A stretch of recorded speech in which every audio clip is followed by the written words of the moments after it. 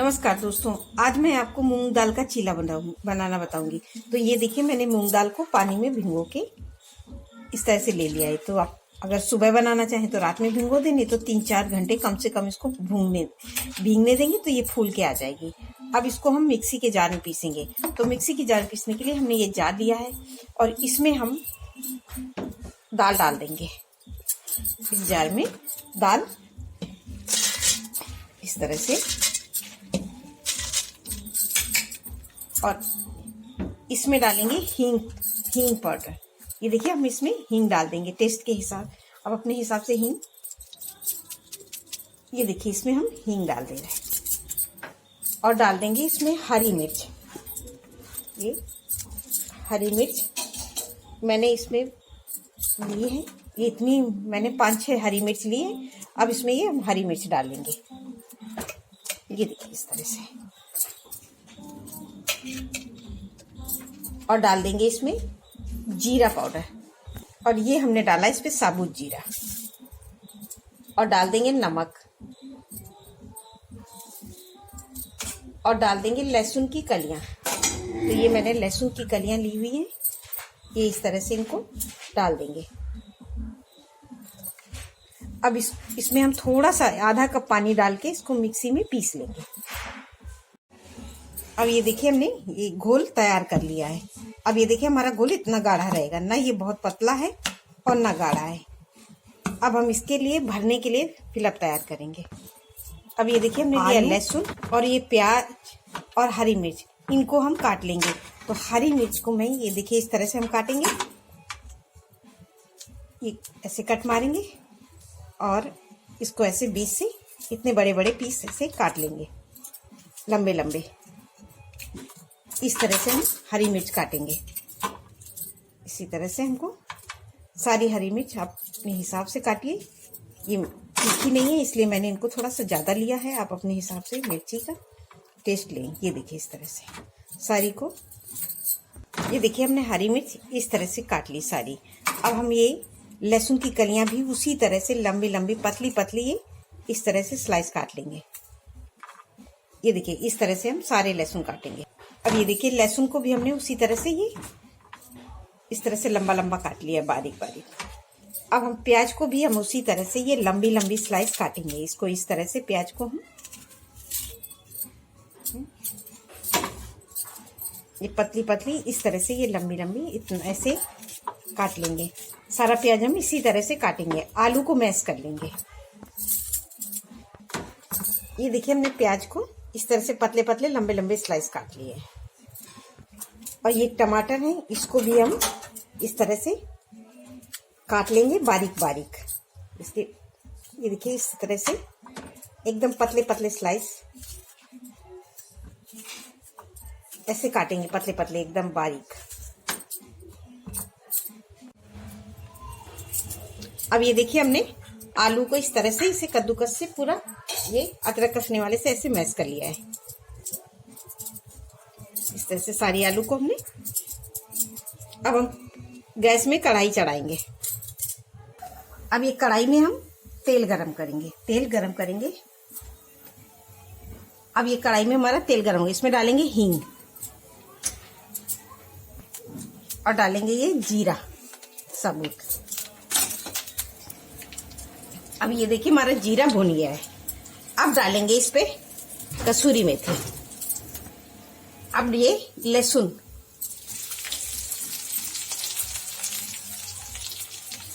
और डाल देंगे ये हरी मिर्च। अब इसको भूनने देंगे। अब ये देखिए, लहसुन हमारा हल्का सा ही पक गया है। ये बस खाली हमको इसी तरह से हल्का सा पकाना है, बहुत ब्राउन होने तक नहीं भूनना है। और इसमें हमने जो प्याज काटा था वो डाल देंगे इस तरह से।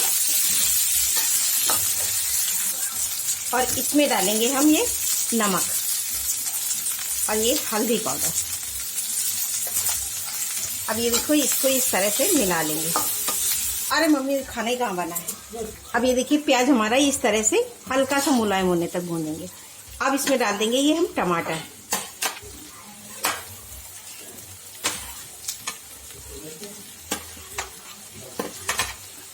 और इसको भी हम इससे मुलायम होने तक ही पकाएंगे, टमाटर को भी ये गलने तक। ये देखिए इस तरह से। अब इसको हम इसी तरह से वो कर लेंगे।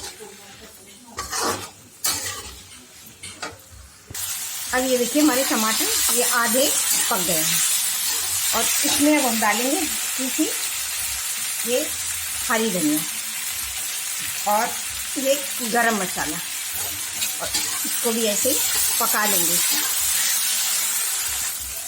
अब इसमें हम ये आलू जो मैश किए थे इसमें डाल देंगे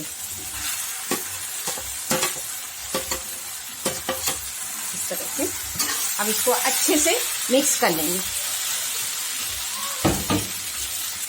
अब ये देखिए हमने इसको अच्छे से मिक्स कर लिया है।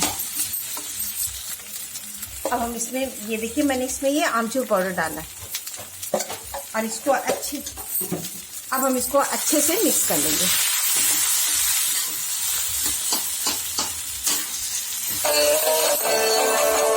अब ये देखिए हमने 1 मिनट तक इसी तरह से इसको मिक्स करके पका दिया है। अब इसमें हम डाल देंगे हरी धनिया इस तरह से। अब ये हरी धनिया करके अब हम गैस बंद कर देंगे। अब अपना हम ये अब मूंग का चिल्ला तैयार करेंगे। गरम हो गया, इसमें हम हल्का तेल डाल के पूरे तवा में इस तरह से वो कर लेंगे। अब ये देखिए हमने तवा हमारा गरम हो रहा है, इसको हम थोड़ा सा पानी डाल के इस तरह से सेक कर देंगे। ये देखिए और इसको एक कपड़े से ये एक्स्ट्रा पानी पोंछ देंगे और इसमें हम डालेंगे ये तेल। अब पानी का अनुपात हमारा तवे का वो सही हो गया। अब इसमें हम ये अपना ये घोल डालेंगे, उसको इस तरह से धीरे धीरे फैला देंगे हम पूरे तवे में अपने हिसाब। ये देखिए इसको हम इस तरह से अब इसको हम धीमी आंच में पकने देंगे। अब इसमें हम ये इस तरह से हल्का सा तेल लगा के इसको ऐसे कर देंगे और इसको इसी तरह से हम पकने देंगे। ये देखिए एकदम धीमा धीमा पकेगा, जब ये सूख जाएगा तभी हम इसको निकालेंगे, नहीं तो ये टूट जाएगा। आंच को हम अब मीडियम कर देंगे और इसको चारों तरफ हम इसी तरह से धीमा धीमा करके पकाएंगे। अब ये देखिए हमारा डोसा पक गया है। ये देखिए इस तरह से बाहर जाली जाली सी हो गई है। अब इसको हम धीरे धीरे ही ऐसे करछुल से करके चारों तरफ से निकालेंगे इस तरह से। ये पक जाने के बाद में ये आसानी से निकल जाता है। ये देखिए इस तरह से बस हमको इसी तरह से पकाना है। अगर हम जल्दी करेंगे तो ये कच्चा पक्का होके टूट जाएगा। तो ये देखिए हमने इसको इस तरह से निकाले। अब इसको इस तरह से पलट देंगे। तो ये देखिए हमारा कितना अच्छा बन के तैयार हुआ है। हम इसी तरह से डोसा बनाएंगे जो बहुत आसानी से बन जाते हैं। नहीं तो ये अगर ये कच्चा रहता आधा पका हुआ तो फिर ये टूट जाता है निकालते समय, और हमको ये इसी तरह से अब पकाना है। तो ये देखिए कितनी आसानी से निकल आया है। अब इसको हम ये दूसरी तरफ भी पका लेंगे। अब ये हमारा दूसरी तरफ भी हल्का सा पक गया है। ये देखिए इस तरह से ये हमारा इस तरफ भी ये देखिए हल्का हल्का पक गया है। अब इसमें हमने जो इसका जो फिलअप तैयार किया था वो डाल देंगे इस तरह से।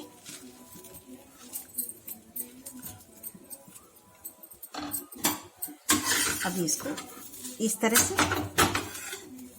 और ये तो ये देखिए हमारे ये मूंग दाल का चीला कितना बन के तैयार हो गया है। ये देखिए अब ये देखिए इसको हम इस तरह से तवा में निकाल देंगे। अब मैं अपना दूसरा बनाऊंगी। दूसरा बनाने के लिए ये देखिए हमारा ये तवा थोड़ा खराब हो गया, तो इसको हम ये सब ऐसे निकाल लेंगे पूरा इस तरह से करोच के इस तरह से इस करछुल से पूरा ऐसे करके निकाल देंगे। और निकालने के बाद में ये हम इस कपड़े से ऐसे पोंछ देंगे। और ये इस तरह से हम एक प्याज लेंगे, तो ये प्याज ये इस तरह से आधा कटा इसको पूरा रगड़ देंगे तो इसमें चपकता नहीं है। इस तरह से पूरे प्याज में इस तरह से ये देखिए।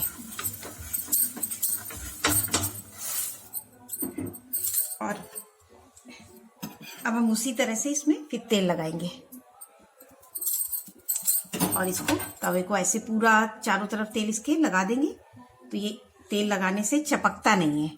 तो ये देखिए हमने तेल लगाया। अब इसको हमें टेम्परेचर चेक करना पड़ेगा। तो हम इसमें इसी तरह से पानी का छींटा मारेंगे। अब ये देखिए पानी का छींटा मारने के बाद में अब हम इसमें उसी तरह से फिर घोल डाल के बनाएंगे जैसे हमने पहली बार बनाया था। ये देखिए मैं आपको दूसरा भी बना के दिखा रही हूँ उसी तरह से। ऐसे धीमे धीमे ऐसे हमको जितना बड़ा करना है अपने हिसाब से। ये देखिए हम तवे को इसी तरह से बनाएंगे। तो ये इस तरह से हम हर बार बनाएंगे। तो ये हमारे मूंग दाल का ये डोसा बन के तैयार होगा। अब ये देखिए हमारा डोसा इस तरह से पक गया है। अब आँच को हम मीडियम करेंगे और उसमें हम हल्का सा ये ऊपर से तेल इस तरह से चारों तरफ किनारे में डाल देंगे।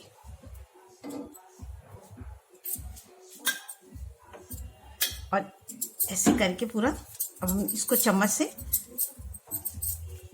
इस तरह से मिक्स कर देंगे। ये देखिए अभी ये पक जाएगा ना, तभी हम निकालेंगे। अभी अगर निकाल दोगे तो ये कच्चा रहेगा, तो ये पूरा खराब हो जाएगा।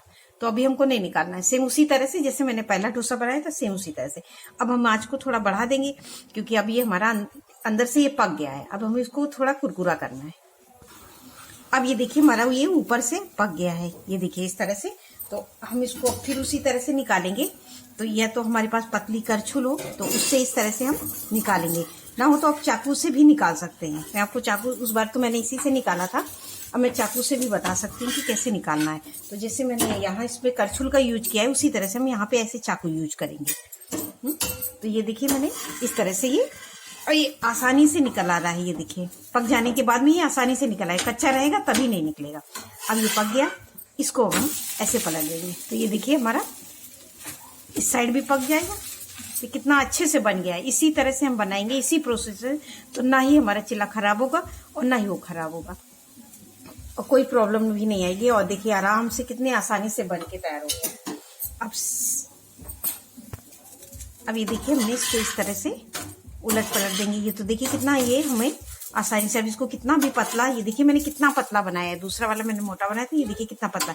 इसी तरह से आप इसको पतला मोटा आप अपने हिसाब से बना सकते हैं। तो ये देखिए हमारा इस साइड भी पक गया है।